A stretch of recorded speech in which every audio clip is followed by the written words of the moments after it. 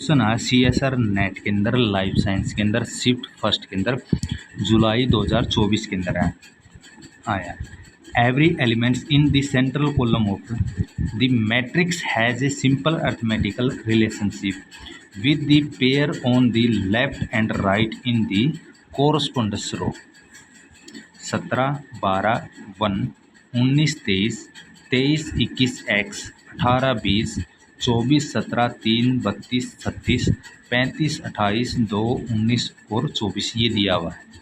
ठीक है, अब क्या कह रहा है, what would be the volume of x, x की वॉल्यूम बताने, इसका मान बताना, वॉल्यूम क्या होगी, यहाँ क्या संख्या आएगी। ठीक है, तो यहाँ क्या जीरो आएगी, थर्ड इसका ऑप्शन करेक्ट है। ठीक है, एक बार हिंदी में और बता देता हूँ। दिए गए अवयव के मध्य स्तंभ की हर संख्या का संबंध पंक्ति के बाएं और दाहिने संख्याओं के जोड़ों के साथ एक सरल अंकगणितीय संबंध है। x का मान कितना होगा ये बताना है। ठीक है, तो वही कॉलम दे रखा है ये। इसको पहली रो को हम a मान लेते, b मान लेते, c मान लेते और d मान लेते और e मान लेते। ठीक है, अब क्या करना है, देखो a और d को जोड़ना है और b और e को जोड़ना है। जो a और d का जोड़ आया है वो माइनस कर देंगे b और e का, वो वॉल्यूम किसका इक्वल होगा, वो जो शेष बचेगा वो c के वॉल्यूम का इक्वल होगा। कैसे है देखते हैं।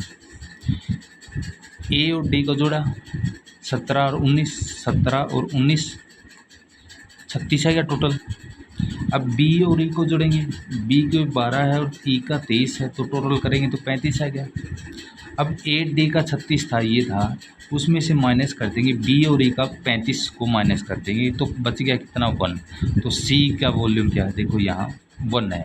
ओके है, अब नेक्स्ट कैसे ही करेंगे, a का 23 है और d का 18 है, a का 23 है और d का 18 है, इनको टोटल किया तो 41 आ गया।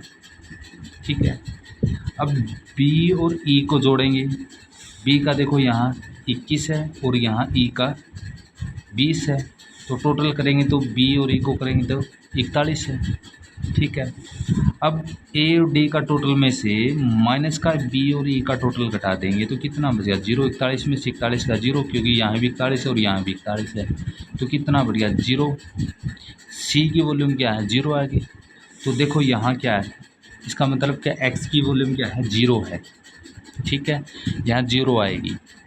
अब हमने तो 2 ही निकाल लिए हैं, इसका तो x दिया होता है, इसका पता लगा अभी, तो वैसे पता इसका भी लग गया है, बट हम देख लेंगे ये भी हैं क्या ऐसे ही सीक्वेंस में जैसे ये हमने निकाले हैं।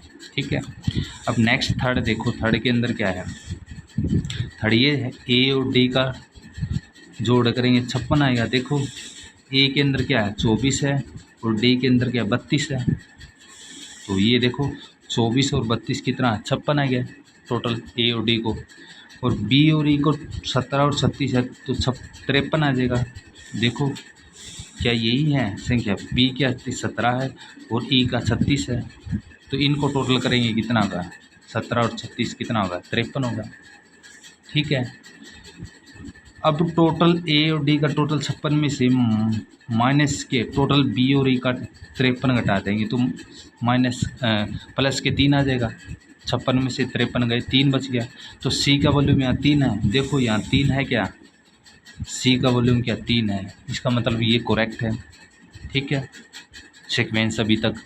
अब नेक्स्ट और देख लेंगे, जो क्या है a का 35 और d का क्या 19 है। देखो a का 35 और d का 19 है, तो टोटल करेंगे कितना आएगा 54 आएगा।